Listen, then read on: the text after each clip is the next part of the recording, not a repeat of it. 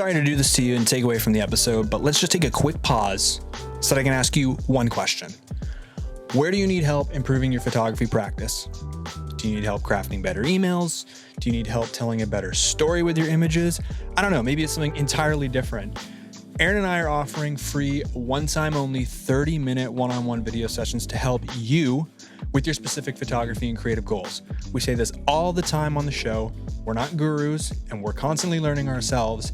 However, we do have experience and a track record of figuring things out in this industry, and we're confident that we can help you fast track your learning. So if you're benefiting from the general concepts of these episodes, but you want advice and guidance specifically tailored to your unique needs, you can click the link in the episode description to book a one-on-one, one-time 30-minute virtual session entirely for free. Zero cost, you book it at your convenience, and you get 30 minutes of either mine or Aaron's uninterrupted time. You can use the code FREETRIAL, that's free trial spelled FREETRIAL, at checkout. And now we can get back to today's episode.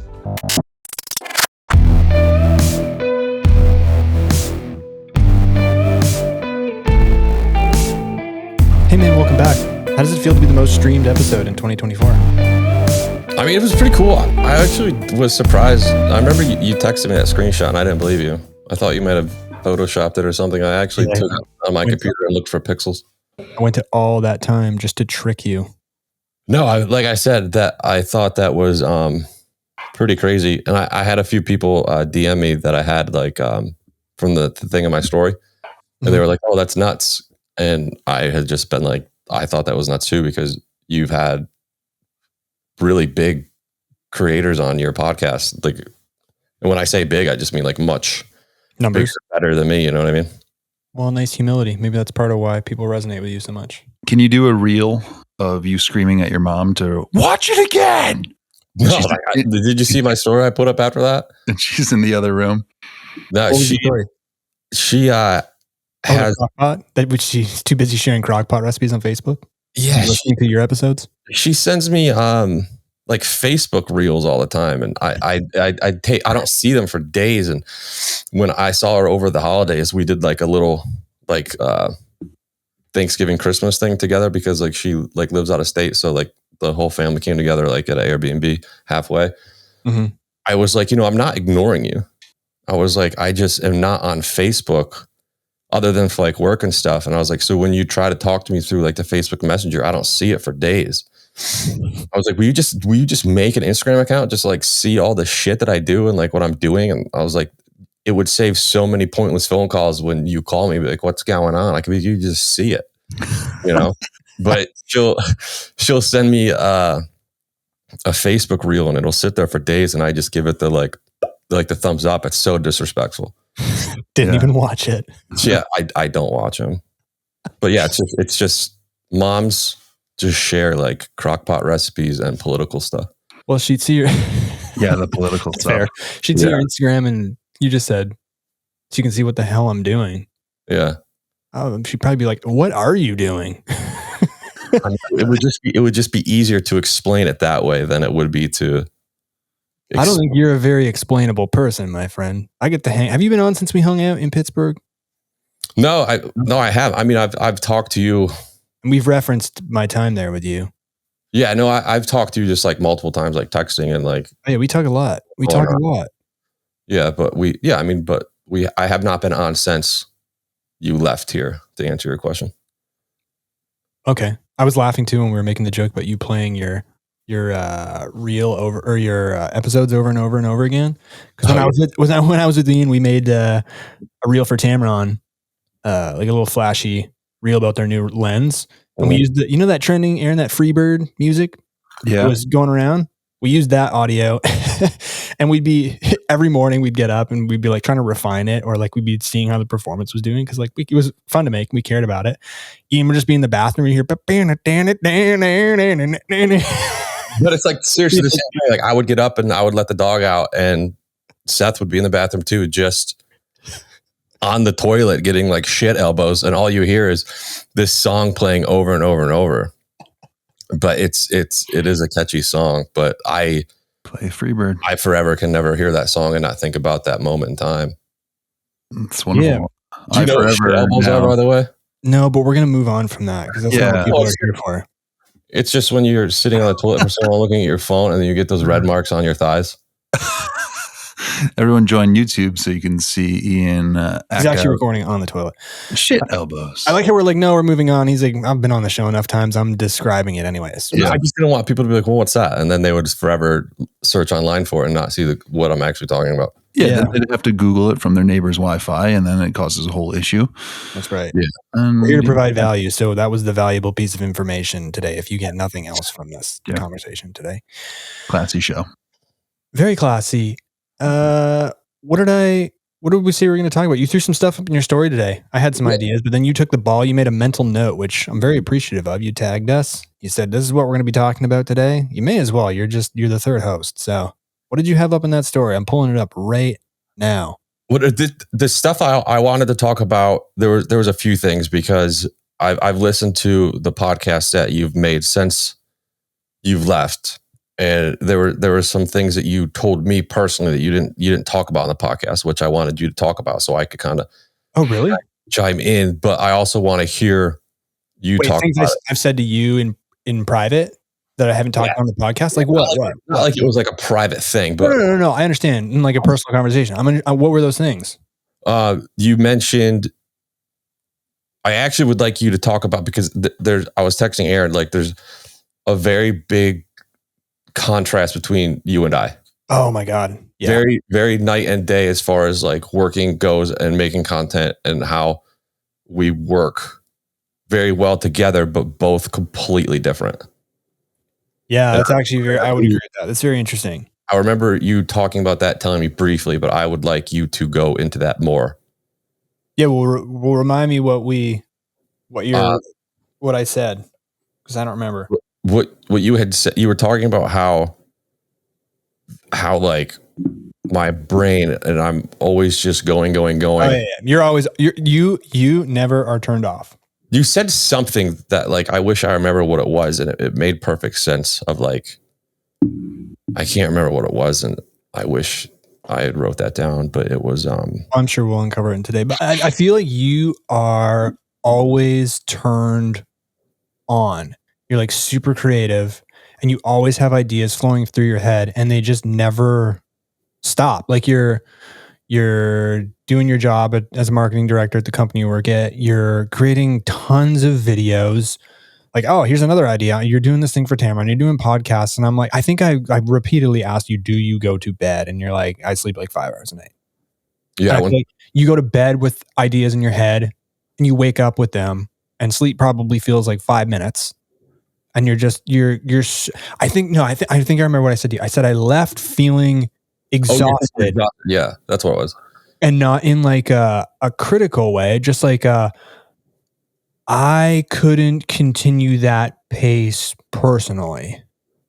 And I don't know how you are able to. And it's impressive and it's a strength of yours, of course. And that's what allows you to get so much stuff done. Yeah, I went to bed at 4:30 last night. Because you were refining the smallest details on this video you're working on. Right? Yeah, I've been working on literally just the first 10 seconds of this reel I'm making. So I was like in bed with my laptop, just playing it over and over and over and over again. Which that song that I have in that is just going to be burnt in my head. I found the text. You text me saying, did you leave PA thinking I was crazy? And I said, yes, I did. You said, be cool to know those things. And I said, in a good way, I said, I was exhausted. Honestly, your pace is very fast. Your brain is moving extremely fast and doing multiple things at once. It's why you have so many projects and things going on. I don't know how you sleep. I would be a write-off for the day and I would burn out personally in a few days. Yeah. That was all. So I'm glad you found the text. As he takes a giant slug of Diet Cola. It's diet. Yeah. You gotta watch them calories, especially when you're around Seth. Oh my goodness. No, it was funny because like obviously our lifestyles are like very different, but when Seth came here to visit, like there's like so many places to go to eat and like there's so much stuff to do. But like when you're here and like when you live in the city or a town that you live in, like all that stuff is the same all the time. So you kind of like venture out to do new stuff. But like when you have people come visit, you're like, how do I show this person like what it's like here to do these things? Yeah, you over delivered. You over delivered big time. But I think it's important to you because you want to show you care about people, like in this case me, and you want to show me a good time, and you did. Going back to you created a story tonight about some topics we're going to talk about. You said on the topic we're talking about, because I'd like to get Aaron involved here because he wasn't there with us, and I don't want him to be ostracized. God. You said in your story, one of the topics was, my brain has no shut off. I physically can't stop. Before you talk about that, Aaron, what is that? What do you think about that? Just that statement. You know Ian well. I mean, like you haven't hung out with him in the flesh, but you see all the stuff he's doing and the pace he works at, and it's crazy.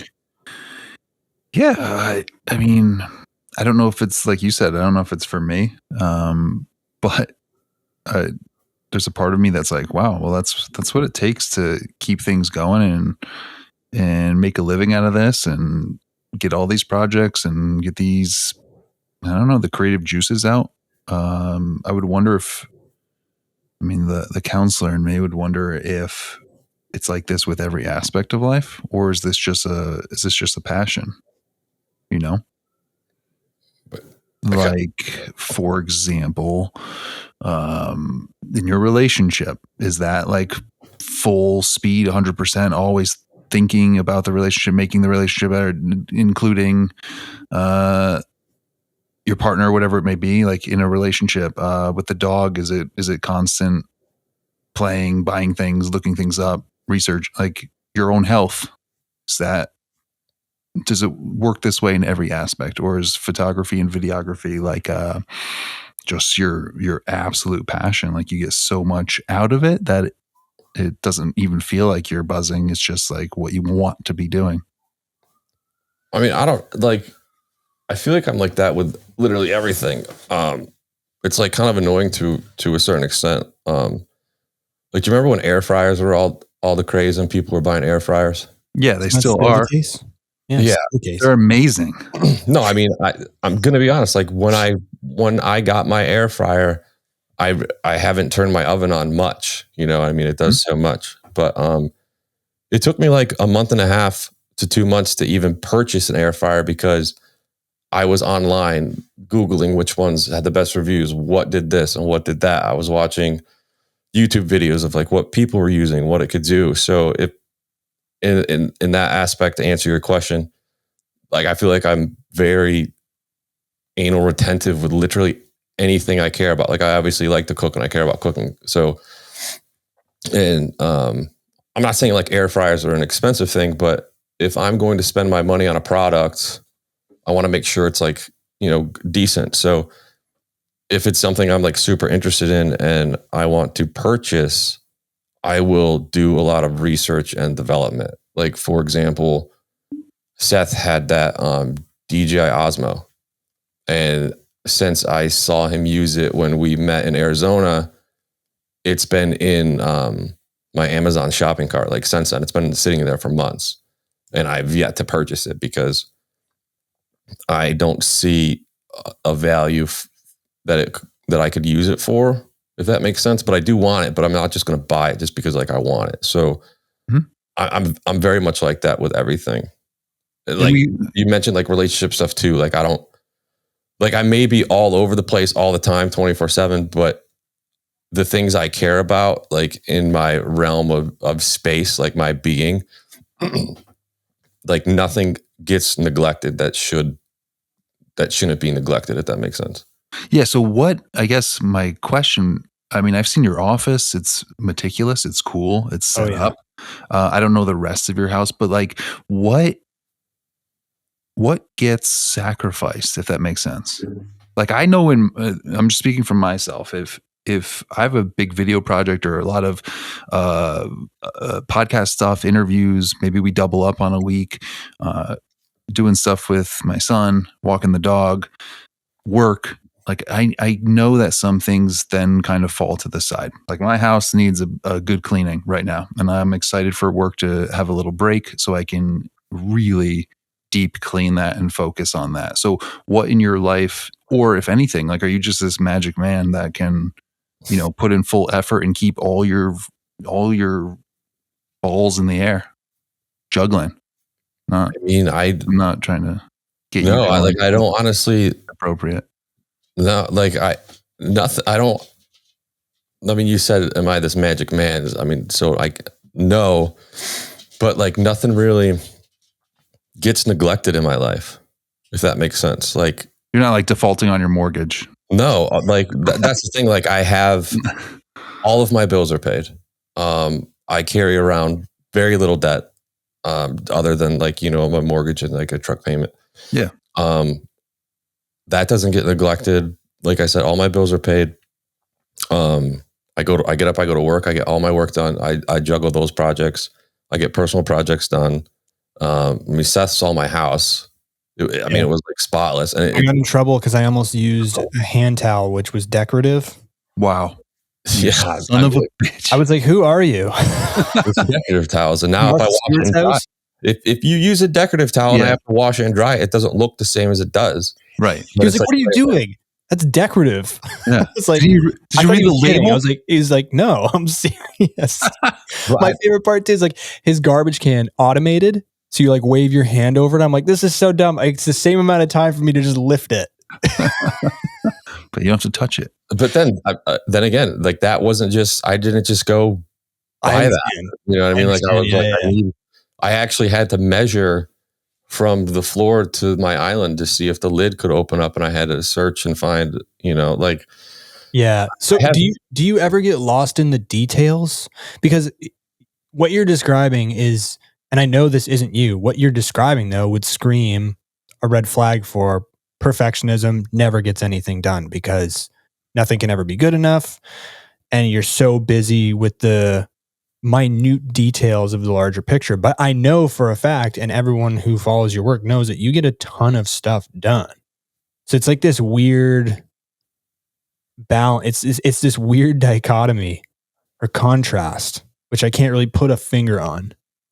Yeah. I mean, I like, that's why like, it's kind of hard to explain. Like I have, like going back to what Aaron said, if things get neglected, like I have very little I need to worry about. Like, my personal life, like relationship, it's fine. It's great. Like I have time for that. I like care for that. I nurture that. That's taken care of. I keep in contact with my family, and maybe it also helps that they like live far away. So they're not always pulling me here, pulling me there, right. Stuff like that. I have a dog that you guys know, like, people know about Polly. Yeah. Polly's awesome. She's completely spoiled and taken care of. She got, she's got a Christmas stocking and she got a new coat and some treats yesterday. She'd make you think that she's neglected and not taken care of, but she's absolutely fine. My work, that gets done. Mm-hmm. Everything just gets done. I mean, to be completely honest, like if anything does go by the wayside, I had like literally 5 loads of clean laundry that have been floating in a laundry basket for the past like few weeks that I finally got around and put away. But there it is. I don't have, there's this crux. I don't have laundry. I don't have children or anything right now. So that obviously helps. And I think a lot of the thing that helps is like, I'm very, very, very fortunate that like my job is demanding, but it's not demanding in the sense that like, I have to get up and do like physical manual labor all day to when I get home, I'm not completely dead and exhausted. Like the demands and labor of my job is more like mental, and it's like in my head, and it's like all in the digital space. Yeah. So how does your mind not hit that same level of exhaustion? I'm going back to our text, building off that thread. I mean, you said I hardly sleep. The other day, I was working on this Tamron video. I was laying down trying to sleep, and I thought of something. Instead of remembering it, caching it away, and doing it tomorrow, I got my laptop, got out of bed, and worked on it for another 3 hours. Yeah. And then I finally allowed myself to be done with it and call it 100% finished. Yeah, I mean that's like that's kind of a fault to me. Like, Aaron said, get stuck in the minute details. I mean, that happens all the time. Like I'll put my phone down and I'll actually like roll over and like go to sleep. And in my head, it'll just keep replaying over and over and over of the ideas and stuff going on of whatever current project or I'm focusing on at the time. And Yeah. I'll think about how this could be better. Minute, like just moving this here, moving that there would be better. And like Seth said, instead of just being like, well, I'll do it tomorrow, like I have to get up and do it then. And Seth, you mentioned like what did you say? The graveyard something? Yeah, I wanted to talk today a bit about like the idea graveyard, because you've mentioned to me, you said when I get an idea, I'm paraphrasing, when you get an idea, you feel like it's then your creative duty to complete it, to bring it to the finish line. And I think I said to you, it's okay to have an idea graveyard where you're daydreaming or you're thinking about something and you're like, oh yeah, that would be a cool idea. That happens to me every single day, and I'm fine having a few of those that live in fantasy land or that live in the idea graveyard. I don't feel obligated creatively to complete all those things. And I'm not saying that's better or worse. I'm saying that's how I function. Whereas you described it, you said, I have an idea, I have to finish it. And if I don't, there's this kind of lingering guilt. Yeah. What a prison. Very interesting. Yeah. It's almost like, yeah. Well, no, I mean, I kind of get it. I have an idea notepad where I write anything that I think of value is down. Whether I get to it to finish is, I think, a different story. But I would feel almost like if I had any idea that I knew had any sort of value to it, and that I had to then complete it, or I would torture myself in a sense, or something would feel uncomfortable or undone or unraveled or whatever you want to, however the feeling sort of acclimates. I think that's interesting. So the follow-up question to that, or thought process to that, is can you slow down? Can you sit on the couch and watch Netflix and not think about shit you have to do? And by have, I'm using quote fingers. Like, have to do. I mean, like I could say, yeah, sure. But then like, if I'm being honest, no, like the other night, she was like, hey, do you want to order pizza and we'll watch a movie? We watched Joker 2, and I am capable of being like, yeah, sure. Like we'll just chill and watch a movie. You know what I mean? I actually like watching movies. I'm very good at being able to separate those things. So like if we go out to dinner, if we're walking on the mall shopping, or, doing like datey coupley things, I make it a point to, like, sometimes I'll leave my Apple Watch at home. But I'll make it a point to put my phone in my pocket, and I don't pull it out. Like I can very much well unplug from those, but if I'm alone by myself, I'm plugged into everything because it's just me and like nothing's getting neglected. I hardly ever watch TV. I don't have any streaming subscriptions to nothing because it's just a waste of money to me because I don't just sit down and binge watch something. Like for example, like the other day, I'll sit down in the living room and I'll watch TV. And while I'm watching TV, I'll see something on the TV, or I'll see an actor mentioning something or do something. And then in my head, it'll be like, oh, that is a good idea. I like that. The thing I'm working on, I can twist that into what I'm doing. So then it turns into getting up, getting my laptop, and now I'm working on something. And then, 3 hours will go by and I'm like, what the hell just happened? You know what I mean? So like, that's how like things work. And for me, and it's just kind of like, that's just like, I don't know how it goes, but see, that's such a strength, because the friction from inspiration to you actually getting up and doing something is so minimal, which I feel a lot of people wish they had. I wish as soon as I had that spark, I got up and I was executing and I was in action.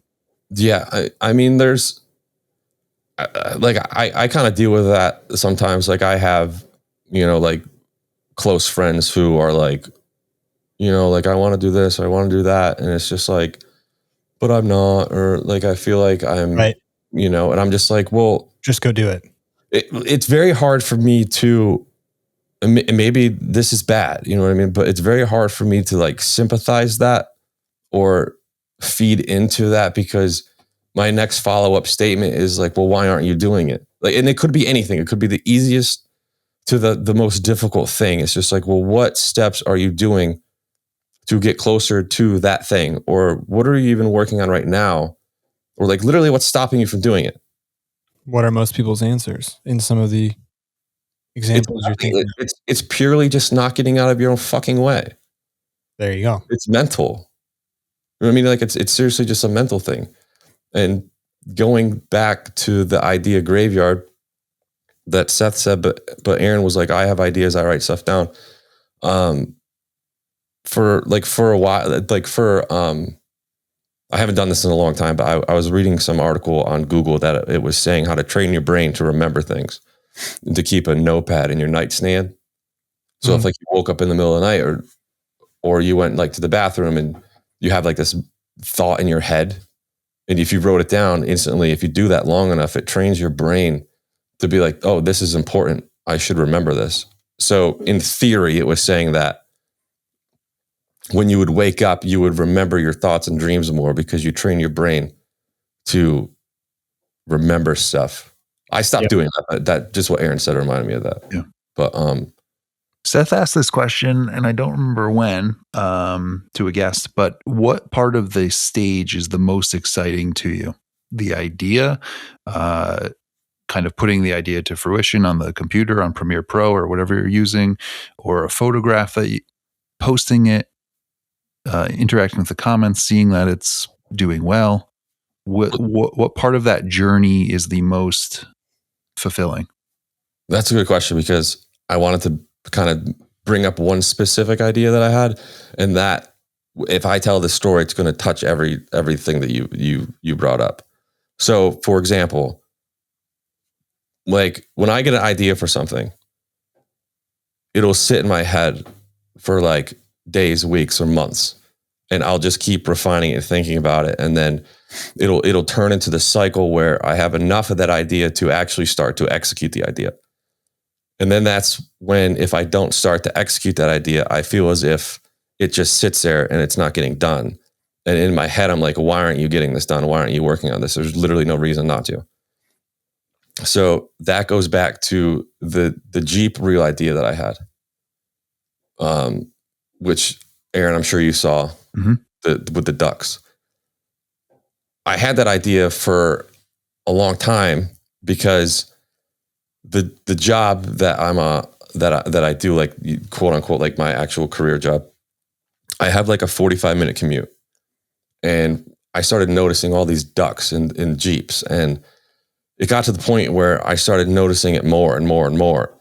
And you ever watch that Jim Carrey movie? What was it, 23? No. Where he fixates over this number and everything adds up to this number, and he just keeps seeing 23 all over the place. It's like it's the same thing like with people in 444. Yeah. I see 444 all the time, like in receipts, payments. It's insane, like how much I see that number, and I obsess and fixate over it. Anyway, so I started noticing more ducks on these Jeeps dashboards, and I started noticing it more and more and more. To then it became a fixation to me. So I started seeing it, and then I started thinking these ideas, and then that's where that reel came into play. And I knew what I kind of wanted to do, but I didn't really have help to make the reel. So it just sat, and I thought about it every day over and over and over. And I was obsessing over it, and I was getting pissed off at myself that I hadn't made it yet. And when Seth was coming, I knew, I was like, listen, I was like, we're going to do everything that you want to do. We're going to do everything that I want you to see, what I want you to show. We're going to do this Tamron reel. We're going to do all this other stuff. I said, but you are not leaving here until we do this Jeep thing, because I need to get out of my fucking head and I need to get this done. And going back to what Aaron said, stuff like that and those ideas, I know 100% that reel is not going to perform well, but I didn't care. Like stuff like that, I don't make for other people. Like I make that stuff because it was an idea I had. I wanted to get it down, and I wanted to make it a reality. So then I could go back and look at it and be like, hey, I had that idea and I did it, and there it is. Now it exists in the world, and it's like an actual thing. So it like came from my head onto a thing, and now it's going to live in this digital space forever. So once that gets done and executed, it's like on to the next thing. And then I just keep spitting out those things. So Aaron, no, it's not about the likes and comments or the engagement that I get from those things. Those specific idea reels, like going into it, I know it's not going to perform well. I know it may get a weird reaction from people, or some people are like, what the hell is that? Like, this is so left field, it doesn't even make sense. But maybe a few people found it funny or whatever. But like at the end of the day, like I'm making that stuff for me. And I was actually DMing somebody before we got on here. Someone was asking me a question about something. They were actually talking to me about how they missed the old Instagram, about how people used to like and engage and share other people's content more.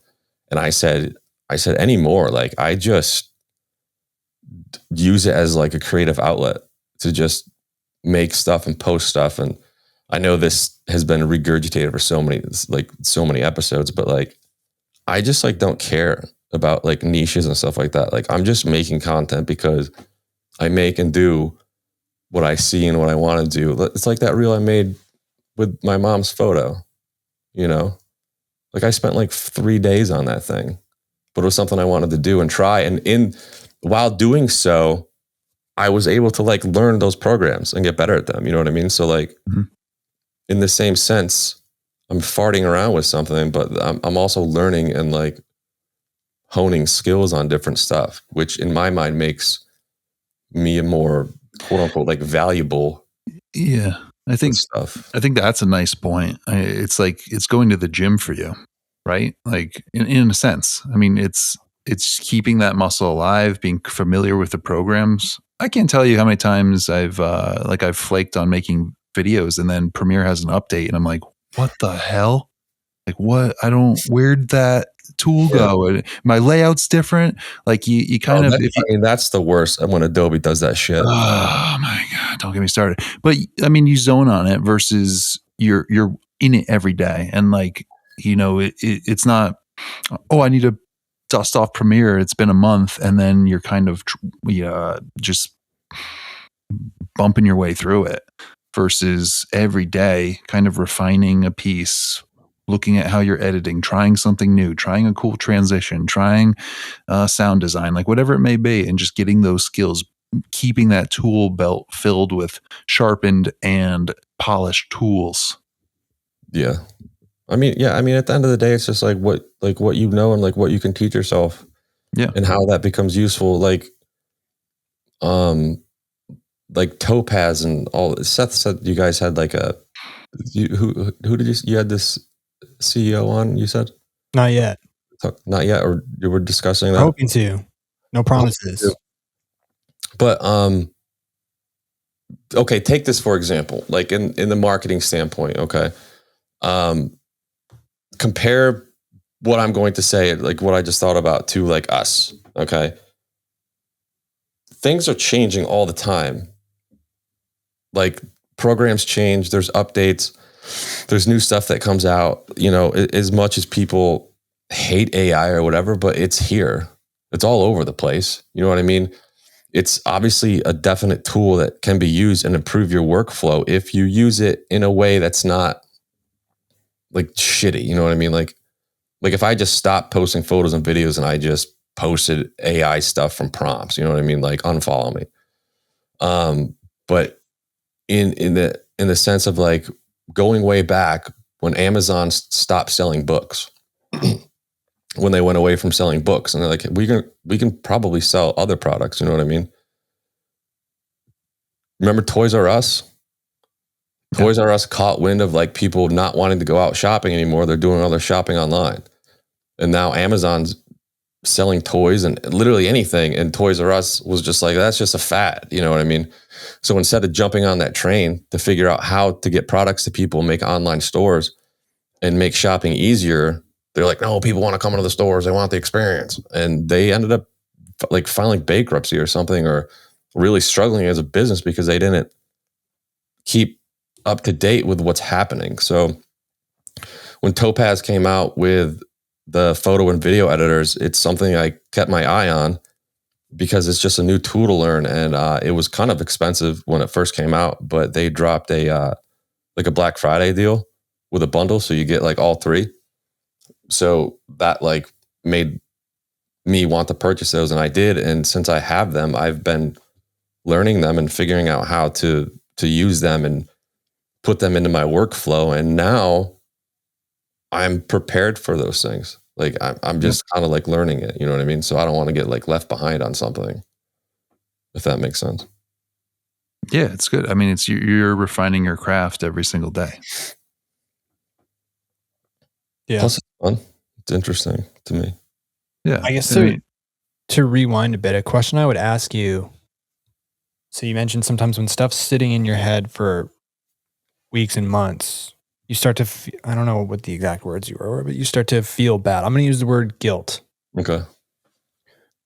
I'm curious to know what the tone of the voice in your head, what's it saying to you?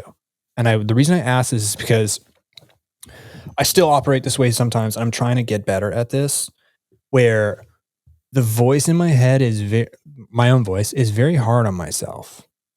And, you know, like, why aren't you doing this? Like, don't be a piece of shit. Like, do better work, be better, like grind, effort. And I realized that maybe, and I'm not suggesting that this is the kind of voice you have until you confirm or say otherwise, but having that kind of voice, I realized that's not helpful for me anymore. Like, being in my waking life, the people I surround myself with aren't negative, and they're not super. I mean, I appreciate good criticism, but not to the point where it's, you know, counterproductive. Mm-hmm. I'm trying to get to a place where the voice in my head is motivating, maybe kind. I'm not saying it's all happy and yeah, you're the best and all that thing, but it's something that's more positively productive as opposed to trying to motivate through anger. You're not enough. Push, work harder. No one cares. That kind of tone. So I'm curious to know what the voice in your head is. If it's similar to what I've described, I'm trying to get away from or not, or if it's different. It's the voice is not, I guess I kind of like go off what you said. The voice is not ever like, you're not enough or you're a failure. It's never that. So like the voice is like not degrading. It's just kind of like, hey, like, let's do this. Like, why aren't we doing this type of thing? Like you have everything at your disposal. It's like, why aren't you doing it? You know what I mean? Like it goes back to, you know, I have some people being like, you know, you got to get on YouTube. You got to start doing long form content. That's me. I said that too. And yeah, I mean, he's right there, Ian. You're not the only person that has said that. And you mean I didn't have an original, unique idea? But I'm insulted. Like, the way I edit and I put so much time into stuff that like I understand and I realize that maybe my content and how much effort I put into like just sound design, for example, like Christ, I'll spend 4 hours on just a reel. You know what I mean? Like that's unnecessary. Like that doesn't need to happen. Some people would say that's not a good use of your time, but then again, who are they to say? Like, do you feel sometimes it's not a good use of your time? I know we're going on tangents here. I mean, I'll stop. No, I mean, not really. I mean, yeah, I mean, we go on tangents, but no, the voice is never depreciating. The voice never makes me feel like shit. It's just like, if I have the time, like why just not do it? Why not just do it? Well, maybe it doesn't make you feel, I don't know. I highly doubt I'm alone in this. And there'll be some people listening who are like, I understand that. I don't maybe mean it makes you feel like shit, but that the negativity is what lights a fire. So like for me, I'll use a sports example. Like I would be playing a bad game or just things wouldn't be going my way. Let's say in a hockey game. And people who have played sports at a high level know that coaches can be pretty ruthless, right? Mm-hmm. And they know when you're not playing well also. I would have coaches who would pick up on this, and they would know, coaches know their players, right? They would know me in the sense that, okay, he's not playing well. I'm going to really dig into him like hard. Let him know what he already knows. He's playing terribly. Maybe we say it in front of teammates too, etc. And I would get so mad, and then I would go out and score a goal or something like that. Yeah. And it would reinforce that cause and effect relationship. And I was aware of that too. And it frustrated me. I was like, I don't want this to work. But I don't want this to work. And it does. And I feel like. But at that point, are you doing it to prove a point inadvertently? Perhaps, but to whom? Right? Oh. Myself, people who are thinking lesser of you in that scenario. And I think it's interesting. A lot of the times people who build cool content, companies, whatever, kind of work in a way where they have that voice. Because if you have kind of a voice where it's saying, be better, more, push, you end up often creating really good stuff. And you end up creating things of very high quality that maybe aren't motivated or aren't motivated from the best or most healthy standpoint. Is that sort of making sense? Yeah. I mean, very rarely do I understand what you're saying. Very rarely do I slip into that mindset to where I do something purposely to just prove a point. I have a good sense of, like, I have really good people skills, and I have a good perception of like what I feel like my public perception is, I guess, and also like what people may say or think about me. But I'm sure there's people out there that, I probably know for a fact that there's people out there that don't actually know me, like know me, you know what I mean? So they probably have this like perception of me, which may be either good, but I can also see how it could be bad. But like, I don't know. Like, so you're not hard on yourself. You're not a whipping boy to yourself in your own brain to get things done. No. Like, I'm not a whipping boy to get things done, but like I said, like I have an ego 100%. Well, we all do.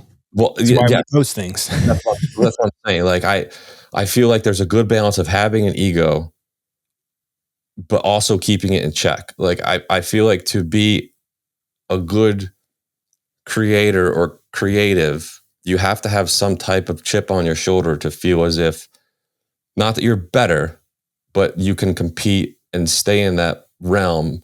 And if at some point you feel like you're less than, you have the ability to pull from that ego to be like, no, I'm going to do this to prove to myself and maybe others who are watching that I can also kind of keep up and do that.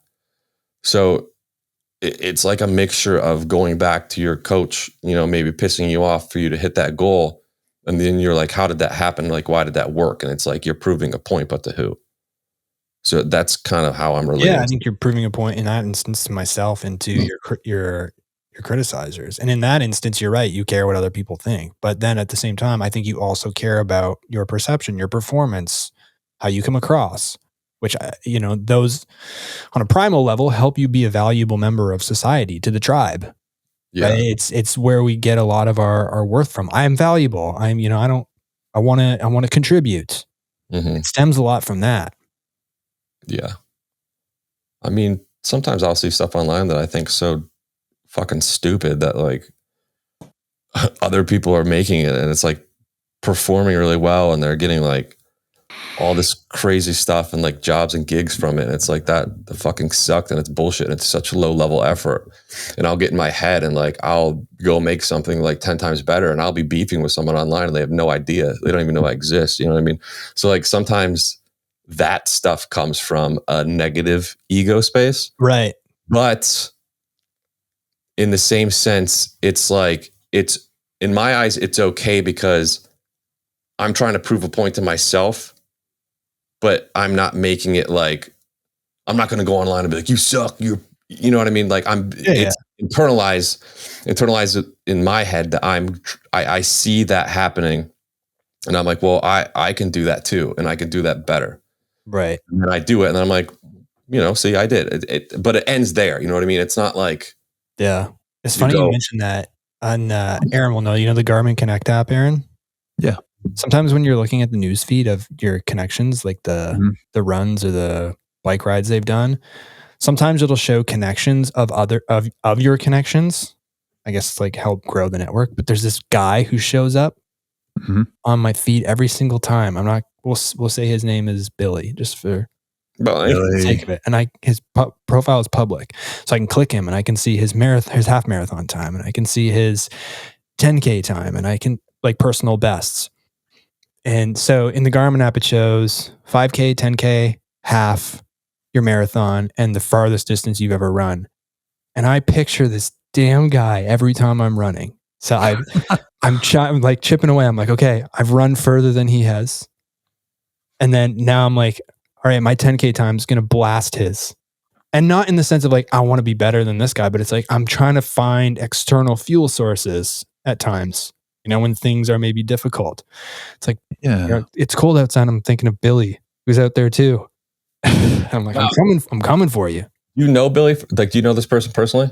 I have no idea who they are. They're NPC. I was going to say, I just thought of something like, how do you know that Garmin isn't looking at your habits, your analytics, your data to be like, we've seen what Seth has done and what he's capable of, and he hasn't done that level in a certain time. So let's spit him this fake statistic to push you more.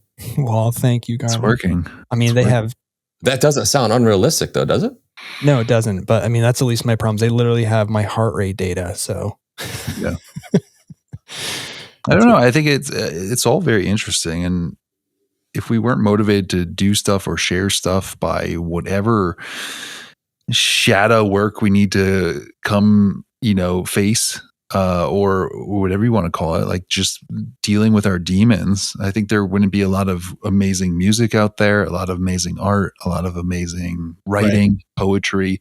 Like why, whatever the reasons are to get out there and perform, it's hard to look at it and say, no, that's coming from a bad place. Like it's maybe a bad place channeled in a really good way. Well, don't they say like most of the best art and music and stuff comes from a place of pain? Probably. I definitely would think so. I feel like, every lead singer that tells their life story, there's usually some trauma in it. I feel like.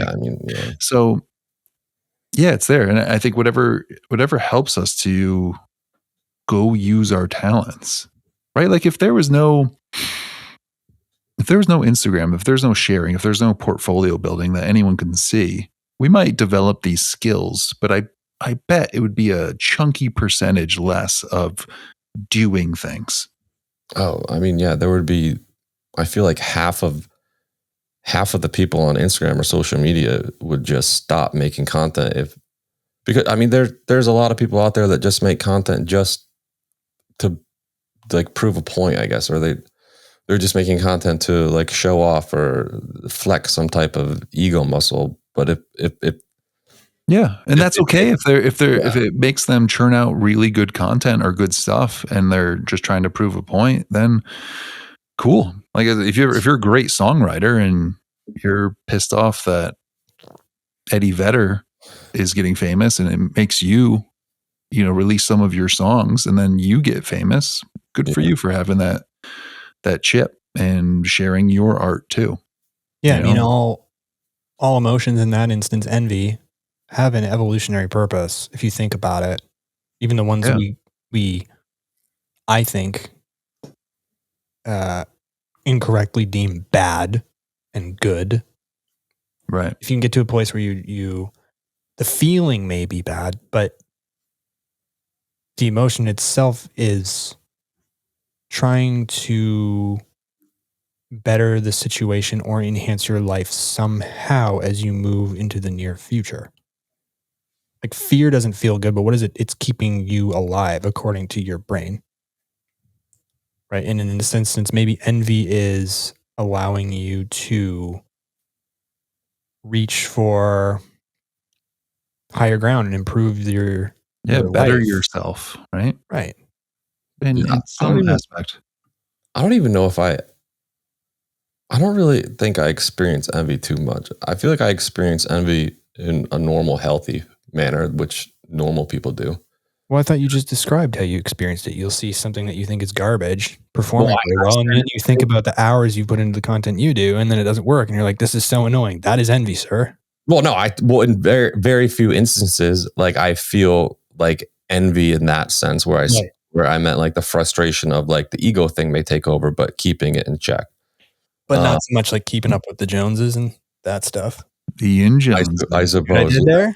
Yeah, no, it's good. It's a good reference. I don't know. It's just like I feel like it just kind of is like it is what it is at this point. Like kind of like with those things, but yeah, dude. As long as you're like Seth said, he said, "Hey, I spent a weekend with you. If that was my life, I wouldn't make it." And I think for everyone listening, this isn't just directed at you, but like as long as you're truly happy or content, like you're content and you're enjoying it and having a good time, and not hurting anyone, freaking make as many dumb reels as you want. Yeah, I mean that's just kind of like where it boils down to. It's like I just do it because like I honestly like it and I enjoy it. You know what I mean? Like I love to be able to make stuff and create stuff and just like put stuff in a digital space to where I can pull it out of my head and then now I can look and now it's this thing. Mm-hmm. And that's just how it is. You know, it's not like, I'm not like forcing myself or killing myself to do it. It's just like, it's just how it is. And like, if none of this existed, like I'm sure the type of person I am, like if none of this was around, like Instagram or the digital space that we're in, I'm sure that fixation would go to something else. You know what I mean? It would just be that same energy would just be directed to something else. Because if I get like, I have a very addictive, obsessive personality, or so like I will get obsessed on like things. Like I'll obsess over them until like it gets done. For example, my bathroom off my bedroom, which Seth saw, there was an entire few weeks where I would just stand in that bathroom and I would just look at the walls and I would just obsess over remodeling that entire bathroom. This is no joke. I mean, this is like for real. He's like, I need to make them padded walls. No, I would just be like, I could do this and I could make this sink. I could get more space out of here if I change this, if I do that, and I could do this. And that saying you were going crazy. That turned into being on Amazon, like looking at Home Depot stuff till like 3-4 in the morning. It was making shopping carts, being pissed off Home Depot didn't open till 7 in the morning. Going there and like loading up my truck with stuff and coming home and remodeling this entire bathroom in a weekend. Like, it's because I was coming. Well, I was obviously before you got here, but I did that with both my bathrooms. If I notice something, I'll obsess over it until it gets done, and that goes back to the idea graveyard. If I don't do it,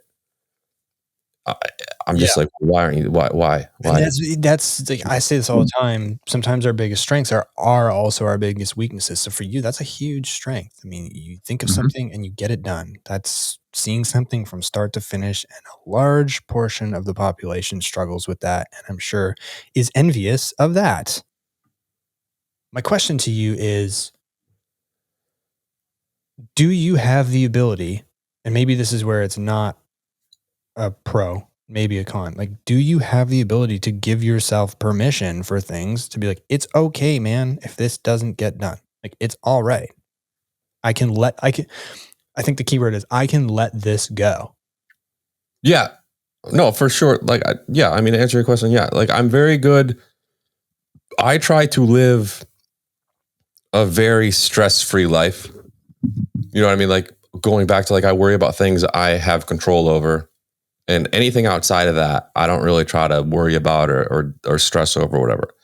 I try to keep a very stress-free life. So there are things that I can very quickly grasp and see to be like, that's not something worth stressing over.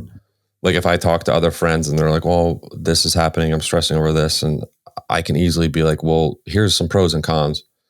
It's not really worth stressing over. You know what I mean? Like Well, for you, I will say that. It's easier You, for it's me not. to say that to them because I'm not experiencing it, but I'm just trying to like, Yeah. Well, especially because like, let's say you going 100 million miles an hour, like you did when we were together. That's stressful for me if I was to do that for a long term. Like that's stressful. Now, if you went at my pace, that would be stressful for you. oh my God, This is the point I'm trying to make. I get bored like so easily. Like, And see, like, I feel like I'm high functioning as well, but you're running 100-meter sprints and I'm doing the 10K. Yeah. No, I mean, it's very much true. Like I'll have, like I said, like I'm capable of unplugging and like I said, having dinner and watching a movie. Like Gabby will be like, hey, like I want to come over and just hang out. Like, can we just chill? Yeah. Like I want to just like chill. And I'll be like, yeah, sure. You know what I mean? So like, can you say, yeah, sure, if you're an hour? 100%, like, yeah, I mean, like, well, hold on. You know, I'm not like insane. Hold on. See what I mean? He goes so fast. Your sound engineering and you're an hour into 3 hours that you know you're going to need for this reel and you're in it. You know the feeling, you're in it. Yeah. You want to get this done before, let's just say 9 p.m. for whatever reason. That's what your brain told you. And then, you know, she says, let's chill and just let's put our phones away and our computers and watch a movie. It'll be 2.5 hours and your brain, you're like that too. Huh? She talks like that too. I know. She phoned in and she's like, can you work on this? When I ask for dates that he's a little more receptive and puts down the reels. No, my point is you're in it. What happens internally? Is there any anguish, or are you able to go like, okay, I'm seeing you and you're explaining your way as you are. It sounds like you're very good at prioritizing in the moment. Like this is an important thing. This is important to me, but maybe not important to my entire life as much. Like I can prioritize and then really uber focus on the top priority thing and then work my way down the list. Yeah, no, like let's say I'm in my office working on something. I'm just like completely focused on whatever I'm making at the time. And she's coming over. I will sit here and I will work on whatever I'm working on until I see the car pull up. And like once the car pulls up in the driveway, like laptop gets shut, phone put away, and now it's our time. But now is what you were working on in your head throughout the movie, let's say. You mentioned earlier, like you struggled to. Well, I mean, it will pop up. Yeah, sure. Like yeah, 100%. Like it will pop up in my head and be like, oh, maybe if we like took that clip and moved over here and like, you know what I mean? Like that does pop up, but it doesn't like not as much as like you think. I mean, like you're not like, babe, pause it. Babe, pause it. I'll be right back. No, yeah, no. But it's also like 100% factual. When that car pulls out of the driveway and drives away, laptop's back open and I'm here till 4 a.m. So I can pause and walk away, but then I'm coming like right back to it and plugging in right where I was. But so then I would argue, and I'm not saying this is bad. I'm just saying I would argue that there's never really a disconnect, especially if it's entering. I understand thoughts enter into your head. But like it almost seems like despite, okay, I'm gonna stop, I'm gonna do something else. Like there's still, the wheels are still turning. My question for you is, maybe like you're totally fine with that. Maybe it's all you know. Like, do you ever wish that it was just, stop. I just want to watch Joker 2. Stop entering my head. Thoughts. I mean, that's a fucking terrible movie to compare. That movie is so bad. But I know what you're saying. Oppenheimer, because I just watched that. It's pretty good. I haven't seen it yet. It's so long. Do you know what I'm saying?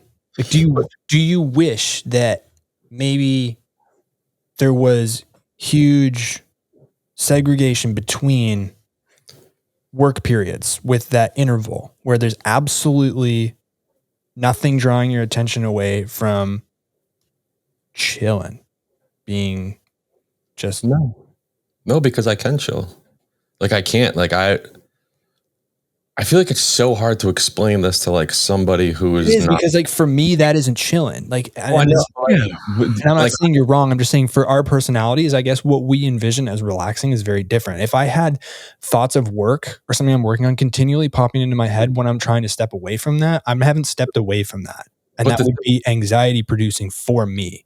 But the thing is like your definition of work may not actually be work for me. Like Fair. What's the saying? It's like, if you love what you do, you'd never work a day in your life. And it's not like the stuff that I'm creating or making is actually work, because it's not like you're having fun doing it. I get it. Yeah. So it's like, but like I said, if it's not this stuff in a digital space, it's something else. It's a bathroom that I'm remodeling, or it's something on my truck, or it's being annoyed that all my glassware doesn't match, that I have to throw all my glasses away, and now I'm at TJ Maxx getting everything that matches because all the stuff don't stack right in the top above my sink. So it's like, it's not, this is true. Like I like there's something going on in my head that I just, you obsess. Yeah. I mean, 100%. It's like, but you get addicted and obsessed and focused.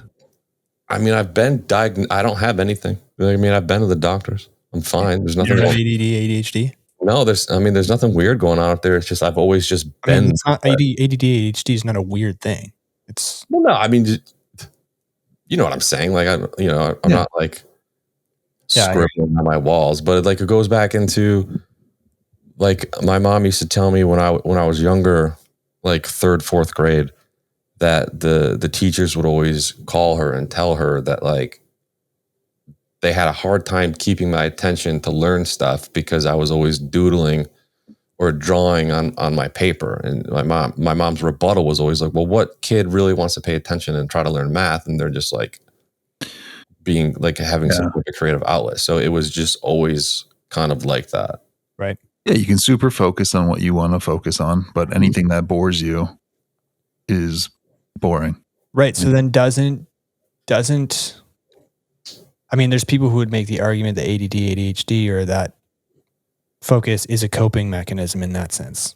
Like I can put my attention out. If I can't leave, because you can't leave school. Yeah. Right. You can't fight your teachers. So you can't do fight or flight, which is the traditional you can leave. Removing yourself. I can distract myself then. Yeah. You can leave school. Okay. Well, there's consequences that most kids are not willing to pay the price of. But do you understand what I'm saying? Like you can't, in that setting, you can't leave. Let's say mom and dad are fighting at home. You can't fight mom and dad. You probably can't leave. So I feel like at a young age, we can learn to, and I'm not trying to get into family life. I'm just making the point that maybe, and I'm not a psychologist or psychotherapist, but that distracting our attention can be a form of coping that's developed early in childhood. I'm not saying you're necessarily distracting, but just on this thought, it's something to think about. If I can't run, I can't fight, I can distract. Yeah, and with that, while you swallow, for everyone, he had multiple cups of his beverage. It wasn't magic because we saw you finish a whole cup, and then in the next frame, look, you got to take the displacer for the ice. And when I filled these up, the ice was almost up there, and then I noticed this is actually one can of Coke split between 2 cups. Yeah, there you go. Okay, fair. So it's not two full DCs and a monster. No, just one DC and a monster. And when I brought this up here, there's still stuff in there. I didn't even finish it. It's probably flat now. Well, Ian, first of all, we're very happy you're on, and we're so comfortable with you. I think we can pepper you with questions. And I think Seth and I are more fascinated with like how you work because Seth and I think we're kind of similarly in terms of work output and needing a rest and needing like quiet time and needing reprieves. So I think we're more fascinated, and I hope it's coming across as we're not saying our way is right or yours is wrong. I think it's more and I can tell Seth, we're very interested in like, how are you doing this? I'm glad you said that. Yeah. So I don't want people to take it the wrong way. And I think there's a level of comfort that we have with you because we're friends and we've been on. So we don't feel like, I hope you don't feel like we're peppering you. No, it's just like, are there like 16 people? No, I mean, like, honestly, like, no, I don't ever feel like you're peppering me. And honestly, the more questions, the better. But like, in the same sense, I'm very self-aware. You know what I mean? Mm-hmm. Like I'm very self-aware with how things are. So like, you know, sometimes, for example, like I know there's times where Seth will wake up in the morning and he'll have 16 fucking texts from me that I've sent. And I go, oh my God. Like at 2 till 4, and he's going to ask me to look at this. He shortened a clip by 0.1 seconds. And did you notice the clip change? I'm like, no, only you noticed that. But what I'm saying is like, I am very aware of that. Like I'm aware that people that are close around me can like see, like I understand, I get it. Like I'm not like unaware of that. You know what I mean? Like my neighbor, like she knows how I am. Like my close friends know how I am. So like, I'll be like, what are you doing? And she's like, it's 9:00. I'm like, oh, well, you know, I just did this fucking cool thing. And like, I'm making this thing. And like, what do you think? Isn't this funny? You know what I mean? So like, I get it. And like, I'm aware of it. And like, I am always taking a step back and looking like outside in. It's like, okay, like if you were dealing with me, you'd kind of be like annoyed and like, okay, shut up. You know, it's like, I get it and I understand it. Have you ever tried meditating? Serious question. No, I can't. Like, here's the thing. Like, I don't like to meditate. I've never even tried it. I don't know. I don't like massages either. Like, I don't like to sit in a room and just get like my back massage or something. I don't know. Like I figured, and that's why I asked, but I think, I mean, not that I'm a doctor or anything, but I did stay at a Holiday Inn last night. Remember those commercials? Those were amazing. No, I think if you could be a superhuman, if you were able to incorporate some stillness into your life, and I'm talking like 10 minutes in the morning of meditation or 20 minutes where you're just focused on your breath and like what that feels like to actually give your brain a rest, because it is probably constantly going, and at some point it might just need that sort of respite. You're not getting tons of sleep, and meditation might make you when the flip side happens, when you come out of that just like ready to rock full. In the same breath, Aaron, like I got maybe 5 hours of sleep today. I didn't wake up tired. You know what I mean? Like I'm not tired when I wake up. So like, why would I want to just sit? I'm breathing fine.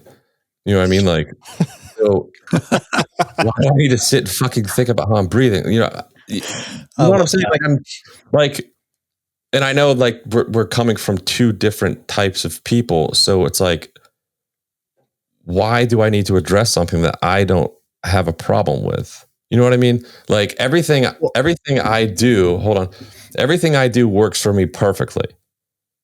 And everything I have to do works perfectly as well.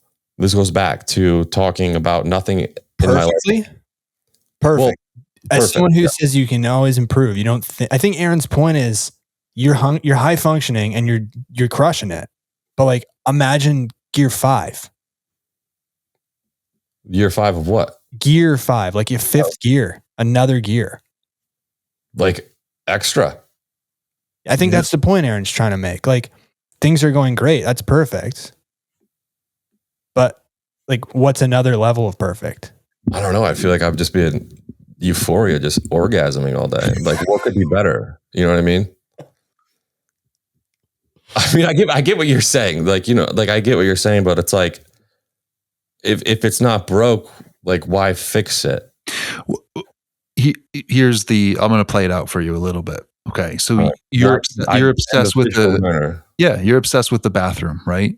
Yeah. Where before you did it, you're obsessed with it. You're standing there. It's all you can think about. You're thinking about Home Depot. That is your number one in your hierarchy of thoughts for the week, is this bathroom changing. Down maybe a couple, because of how things floated, is your girlfriend in your relationship, your client that you have to do this video for, and things change. So if your girlfriend's listening, don't take offense to this. It's just it's a floating flow chart of his brain. So he's obsessed with the bathroom. Now you're doing this work for this client. You're doing a reel, but all you're thinking about while you're making these edits is, oh, if I did that finish with the marble top, then, you know, if I hardwood would be better. And you just go down this path of thought. Meditation is catching that thought and bringing it back to, let's say, the breath. And the more you practice that, the more efficient then you can be, and still have that hierarchy of, I'm obsessed with the bathroom right now, but I caught myself in 10 seconds of that thought, and I'm coming back to the client that I have to work on right now and get done before 5 p.m. Yeah. Otherwise, I'm going to go searching on Home Depot, and I'm going to go down this whole rabbit trail and probably take a drive down there to just see if they have it in stock so I can get it for this weekend. And then I'm going to come back. And this is obviously a made up thing, but that is the practice. And if you spent 20 minutes, just 20 minutes, even starting with 10 or 5, being able to, you're focusing on your breath. It's not easy because you'll go, the bathroom. Oh, what am I going to do after this? What's for breakfast? You're thinking about it right now. Come back to the breath. The more you catch yourself thinking and going to that obsessed place and can come back to where you are, I think that would be a superpower in your ability to super focus on things and not get distracted by the one thing that you were obsessed with in the moment. The thing is, too, is like Ian will still get everything done on that to-do list, but then the trade-off ends up being your 5 hours of sleep. But I mean, you say you wake up rested. Maybe how you wake up is all you're familiar with. Like, what is another? Maybe 3 hours is a superpower. I mean, I don't know. Extra 3 hours. I mean, I don't know. Like Aaron said, like I'm not. Like nothing is sacrificed. So like if I have a job for a client or I need to edit stuff, like that's getting done that day. You know what I mean? Like that's like I will go do a shoot, come home, edit, done, see it. That's off my plate. And then it's like on to like the next thing. The only time I fixate, this is good. The only time I fixate and really hyper focus on that stuff and dig deep down and overanalyze and oversubject is when I'm making something for myself that I actually love, because I am the client. I'm talking back and forth with myself. You know what I mean? So it's like, for example, if a client's like, hey, can you make XYZ? I'm like, yeah, sure, I'll make XYZ. And I'm making it and I send it to them. They're like, oh, I love this. Or they're like, hey, can you just change this back and forth? I think if they were sitting across from my laptop, seeing the whole process, be like, oh, change that. Can we do this? Okay, can we move this around here? Like, can we do this? That would be exhausting. But I feel like since they're cut out of that equation and it's just me making the thing, send it to them and they like it, job's done, they have it. I think the problem is when I'm making stuff for me, when it's my idea, it's my thought process and it's me thinking and putting into the content. I'm making it while I'm like, all right, well, what if we did this instead? What if we did that instead? Or what if we moved this around here? That's when I think the anal retentiveness comes in and it like blocks everything else. And I just hyper focus on that. So I guess if that makes sense a little bit, I don't know. But then it depends, because like those 2 like reels that I had to make for Tamron, those like the software update stuff, I spent so much time on those, like literally so much time on them. But I think it's because the there's like a cross section where passion and creativity blends into it's a job. And it's like, I take so much fucking pride in everything I do, especially when it's for like somebody I have a relationship with and like I care about, you know what I mean? Mm-hmm. And it becomes a personal project, which sometimes is a fault. Aaron, I see you agreeing. No, yeah. It becomes a personal fault. And it could be a negative because I spend so much fucking time perfecting something and making it how I think it should be when it's just a project or a job for a quote unquote client. I wouldn't really consider a client, but you know what I'm talking about. Right. Where it just, I can't get it done because I keep obsessing over it because it becomes my project now. If that makes sense. Yeah, that makes sense. I struggle with that too. But to be completely honest with you, I'm not going to meditate. I know that. That's fine. I like Aaron's point though, and I think to people listening, it's a way to cue in on, okay, my focus is leaving where it needs to be right now. And if you can focus on something simple, you can practice that as a drill. Yeah. Whether it's feelings of anxiety or whether it's just focus, etc. I mean, there was a time years ago, long time back, we went to the Dominican Republic for like a 2-week inclusive. Polly. There must have been a swift breeze outside that she's got to protect the house from. Yeah. Now we have to start over the recording. Now we went to a 2-week vacation in the Dominican Republic. It was like an all-inclusive thing. And I'm going to be honest, it was for 2 weeks, but like the first 3 days, I was like, I have no technology. I have nothing. I have no social media. Don't have anything. But it was like once that 3-4 days had passed, it was like it was amazing not to have it. Yeah. It was like nice to just be done. But I learned from that because it allowed me to realize what's on the other side. You know what I mean? Like for example, for my birthday weekend, Gabby got us like an Airbnb. We were there for like 4 or 5 days. It was like a nice cabin. There was like a lake, and it was like, you know, it was just like a nice little retreat. You guys know what an Airbnb is.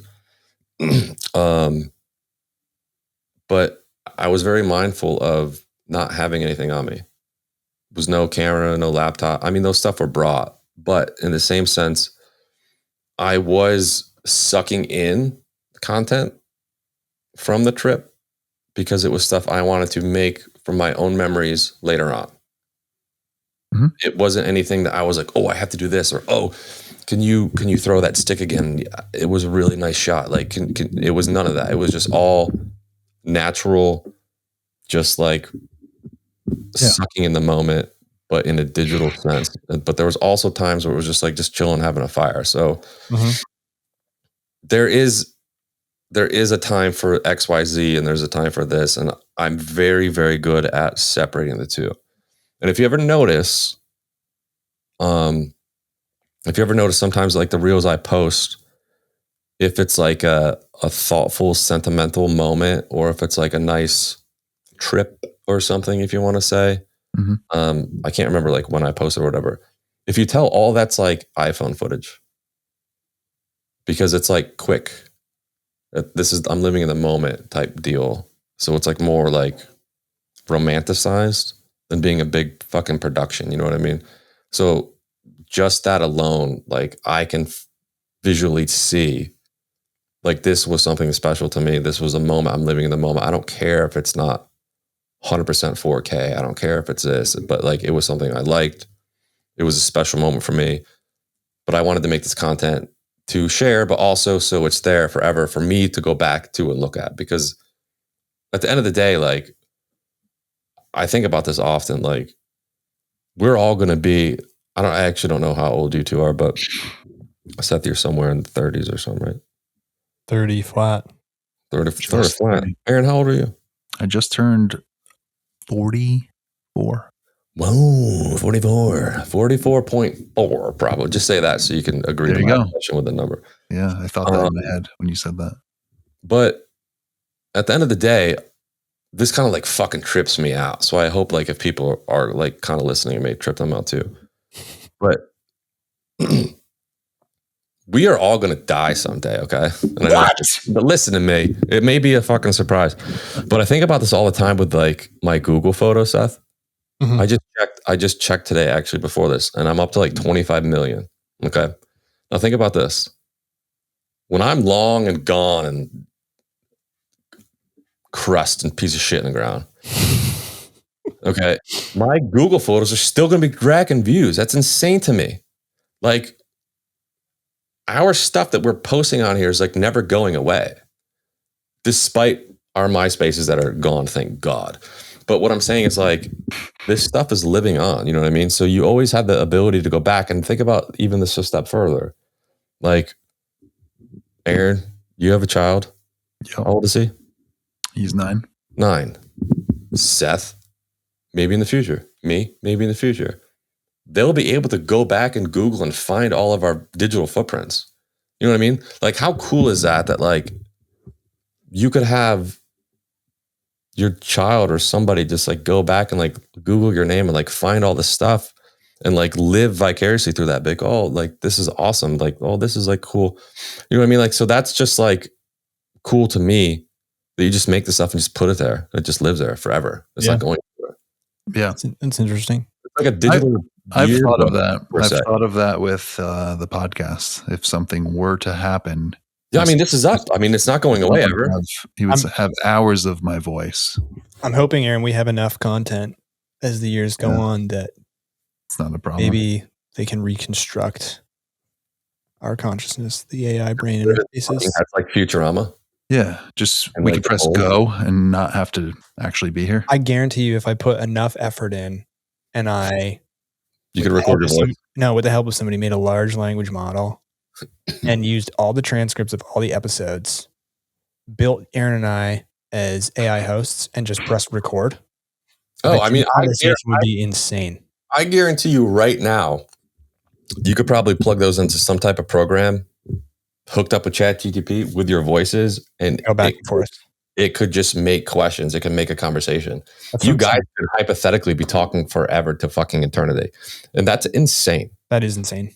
Yeah. But it's so insane, but it's not unrealistic. No, it's currently doable. Yeah. Aaron, think about this. Let's say How your mic? I'm going to kill you. Aaron, your whole entire voice transcript into a thing. Seth, yours transcript into a thing. Yeah. 2 separate AIs. One is ChatGPT, one is somebody else. And you just talk to each other for fucking ever. It's like the old prank phone call where you call Domino's, you call pizza at the same time, and you put the phone up to each other. Yeah. Like, you call me. No, I'm delivering a pizza. You just like have that for fucking decades. Yeah. Yeah, that's what I'm saying. It's insane. Digital world and AI and all that stuff is bonkers. What a That would great be way fun to to do as end. an experiment episode. Where it's like, hey, being like not making it the show forever, just but saying, hey, this episode was entirely AI generated, and seeing where, like, how it goes. But it would be even funnier Crushes. if you told people it was AI and you didn't show any video footage of it. It was just us normal. It's all the time. I am Seth. That would be good. I am here to eat. How do they see me? That would be great. Yeah, I mean, I don't know. It's all crazy. Soon. Crazy crap. It's soon. Sorry, I'm just itching to get off here to work on the next project. He was already thinking. He's been thinking about his bathroom reno. Well, I have my 42-inch OLED. Just I've been editing this entire time. Yeah, you have been. I've been seeing you. I did one text. Okay. One title screen. Damn it. If you noticed, my clicks were like trying not to move any muscles or forearms. He has all his typography done. with animation and everything, keyframes. I was like, hey, Gabby, don't call or text because I'm using my phone to record. And she's like, okay, well, did it anyway. I'm like, hey, hold on, still doing the thing. Oh, that was the same as 5 minutes ago where I said, don't touch your mic. And then you touched it 20 seconds later and Aaron started laughing. Well, I think it becomes a habit. It's just here. It's like, it's a fixation. I think that's rule one with microphones is don't. I touch them sometimes. You guys haven't touched an adjustment. I do. But I have my hand on the mute and I go like this. That's what I do. Press mute and then move it. Yeah. Why has Aaron got a cool purple cord but a dumb arm? Dumb arm? Why is it dumb? Oh, it's not a road arm. All right, now we're just getting mean. I didn't buy the road, or maybe I didn't just put on the. I think I have an cool extra sleeve, probably. Yeah, I need the sleeve. Little sleeve, got a little sleeve, eh? Yeah. All right, well, buddy, this is where the show ends. Yeah, running out of battery. Thanks for letting us grill you. Yeah, I appreciate it. Like, to be completely honest, please be. That was low level grilling. If it was grilling, I'm teasing. I'm kidding. But it is interesting to get inside you are, and not to make you embarrass or fluster, but you're a fascinating person. You get so much stuff done. Let me finish. You have your hand in so many different things. You're wildly creative. It's no coincidence that your episode was the most streamed. It's no coincidence that we've had you on 6 or 7 times now. People can learn a lot from you, whether they relate to you or not. I think a lot of people will relate to you. I think at times Aaron and I maybe struggle, and that's partly what makes this so fascinating, because like we want to, me personally, and I know I'll speak for Aaron too, like we want to understand people. It's interesting to get inside the heads of different creators. That's what this show literally is to expose you to all kinds of thought and human behavior and how people think and how they act, whether you agree with it or not, so that you can pick and pull things you like and don't like and apply it to your own life and apply it to your own photography or videography or content creation practice. So I think you do a good job of that. You're very interesting. And this was a very good episode that kind of showed 2 different ways of thinking. And I feel like at times maybe we don't fully understand each other, but that's okay. That's part of it. And conversations like this help us get closer to understanding. And I think that's good for everybody. It's good for our relationship, like us 3, and it's good for listeners. I think if more people kind of just sat down, took the time to understand one another, we'd be a much more harmonious society globally. That's right. Yes. But again, from my side, there's never ever been a point where I've ever felt like you guys were digging a prying. You guys could even go deeper at some point if you want. I've heard Ian's life story. It's what's that? I heard Ian's life story when I was in PA. Oh, that's nothing for the people. Yeah, that's not for a. Wow. Go ahead. I mean, whatever. I don't care. But yeah, like Seth was just like, that's got to be fake. I was like, no, it's actually real. I was like, John on the floor for 2 hours. Yeah. I'll leave it with that. All right, next time. Episode 7. Episode 7 or 8 or whatever we're on. Till next time. Thanks, guys. I don't know. Enough of them.